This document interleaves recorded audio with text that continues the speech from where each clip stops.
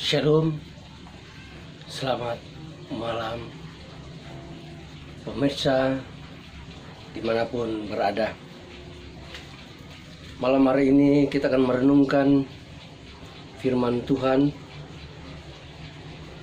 yang terambil dari kitab Ibrani 3 ayat 1 sampai 6.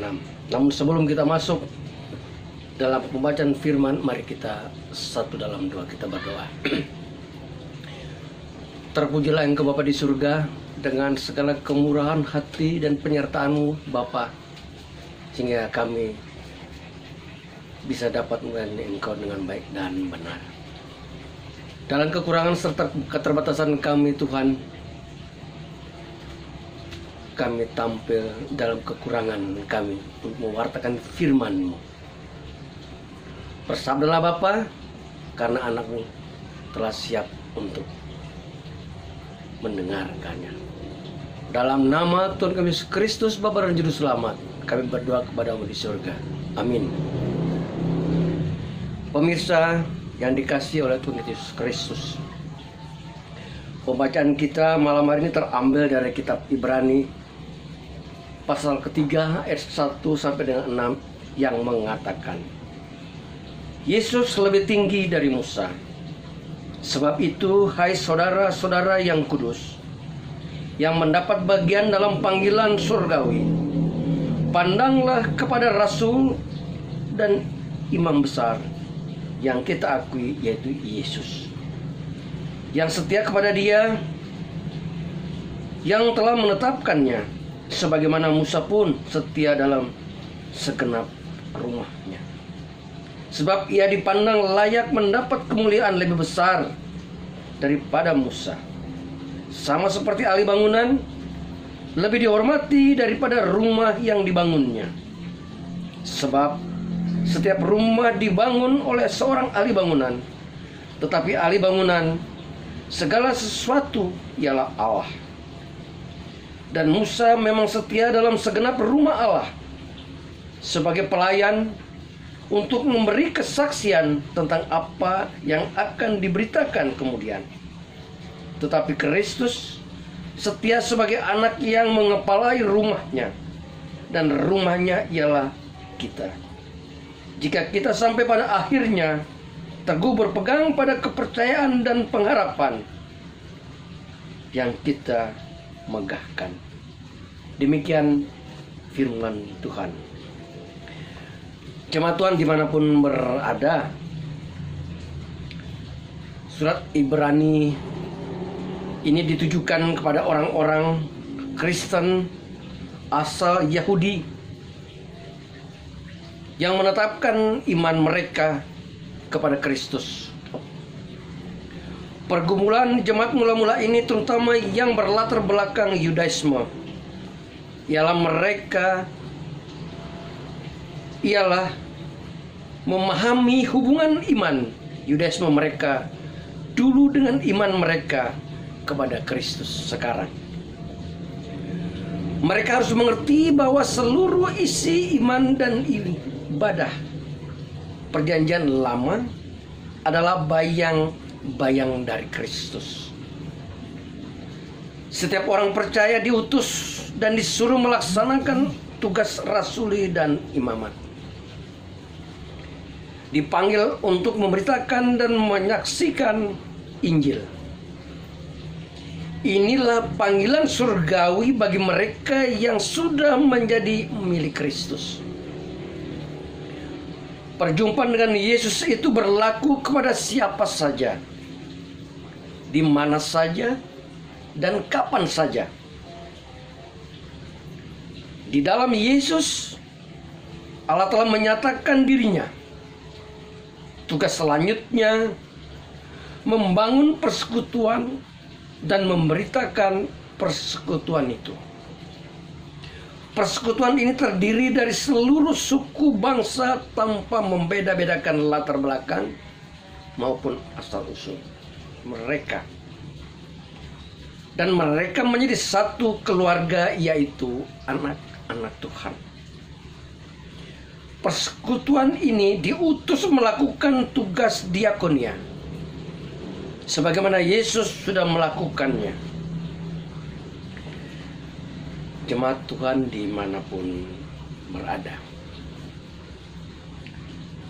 Musa bagi orang-orang Israel adalah tokoh utama dan pertama. Tidak ada tokoh yang sehebat Musa.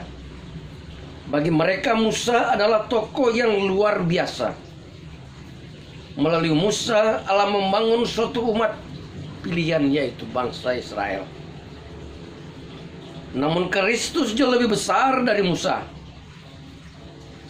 Musa adalah bayang-bayang Kristus.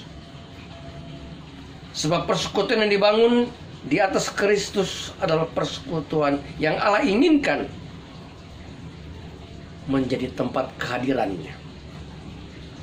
Namanya gereja. Gereja diutus oleh Kristus untuk memberitakan dan menyaksikan Injil keselamatan itu. Musa tokoh bangsa Israel, ia setia dan taat menjalankan rencana membangun rumah Allah Kristus. Dan Kristus pun setia dan taat melaksanakan apa yang menjadi rencana dan kehendak Allah atas umat manusia dan dunia ini. Tetapi Musa hanyalah pelayan untuk menyaksikan rumah yang dibangun. Dan Allah adalah arsitek yang agung itu. Kristus adalah anak yang mengepali rumah itu.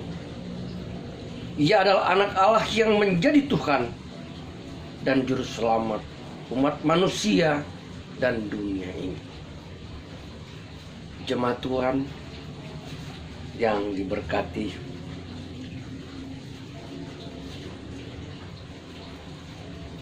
Yesus lebih mulia dari Musa. Karena sebagai anak ia setia mengepalai rumahnya. Rumah yang dimaksud adalah ibu bapak, saudara, dan saya,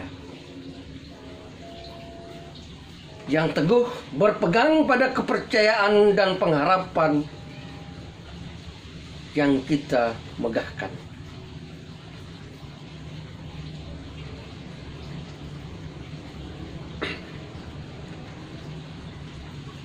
Jemaat yang dikasih oleh Tuhan Yesus Kristus, ia digambarkan bagaikan seorang ahli bangunan yang membangun rumah. Di atas segala itu, ia sebagai ahli bangunan dan segala sesuatu ialah Allah. Yesus yang setara dengan Allah taat melaksanakan firman-Nya, karena itulah ia disebut sebagai rasul. Ia juga rela mengosongkan dirinya dan taat sampai mati di atas kayu salib. Karena itulah ia juga disebut imam besar yang diutus untuk mempersembahkan kurban. Ibu bapak jemaat yang dikasihi, dalam perjanjian lama Tuhan memilih Musa menjadi pemimpin untuk membawa umat Israel keluar dari tempat perbudakan, yaitu tanah Mesir. Musa semula mengajukan keberatan. Tuhan pun menunjuk Harun sebagai pendampingnya untuk menjadi penyambung lidah bagi Musa. Musa mempunyai peran penting dalam membangun kehidupan beriman dan menyampaikan perintah Tuhan maupun mengadili umatnya setiap hari. Kemudian dari Yitro, mertuanya, Musa diberi petunjuk untuk membagi tugasnya kepada orang-orang yang cakap dan takut akan Allah. Ibu bapak jemaat kasih Tuhan, Musa adalah seorang pelayan Tuhan Allah yang setia itu, menyampaikan firman Allah sebagai sikap bangsa pilihan terhadap pemimpinnya dan petunjuk Musa adalah sikap mereka terhadap Allah. Jika menolak firman yang disampaikan Musa berarti menolak firman Allah. Karena Kristus jauh lebih tinggi dari Musa. Menolak firman-Nya adalah murtad yang mengakibatkan kematian kekal. Hiduplah dalam iman kepada Kristus. Ibu Bapa jemaat Tuhan,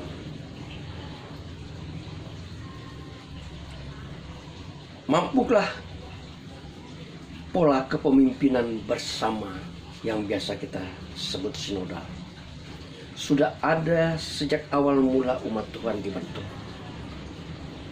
Sedemikian besar peran Musa, namun kemuliaan Yesus tak tertandingi. Musa bersama orang-orang seangkatannya tidak diizinkan masuk ke tanah Kanaan karena pemberontakan mereka. Yesus sebagai anak manusia justru sang jalan kebenaran, satu-satunya agar umat dapat masuk ke tanah perjanjian kekal. Jadi dialah satu-satunya yang termulia, sesuai dengan renungan tema pada malam hari ini, yaitu Yesus termulia. Tuhan memberkati saudara dan kita sekalian. Jemaat Tuhan, mari kita satu dalam doa. Tuhan Allah Bapa di surga, terima kasih kami sudah mendengarkan sebagian kecil daripada isikan firman-Mu. Kiranya firman ini biar dapat hidup, tinggal diam dalam kehidupan kami, dan dapat kami aplikasi dalam kehidupan hari lepas hari, terlebih dalam jemaat GPB Shalom Perumnas Munang Mani. Jadikan kami dewasa dalam memberikan firman-Mu ya Bapa. Walaupun dalam kehidupan kami dikelumuti dengan segala macam persoalan dan dinamika kehidupan, terlebih pandemi COVID-19. Bapa di surga, kami semua dalam kelemahan. Tapi kami yakin dalam kepercayaan kami, Engkau tidak pernah meninggalkan kami sebagai umat-Mu. Beri kekuatan dan kesehatan Tuhan, sehingga kami bisa mampu mengatasi dinamika kehidupan yang keras ini. Terima kasih Tuhan. Inilah ungkapan doa dan syukur kami. Di atasnya kami alaskan hanya di dalam nama Tuhan kami Yesus Kristus, Bapa dan Juru Selamat. Engkau menyertai kehidupan kami bersama jemaat-Mu di Jemaat GPB Shalom Perumnas Munang Mani. Inilah doa dan syukur kami. Amin. Demikian ibadah dan renungan singkat di malam hari ini. Selamat malam.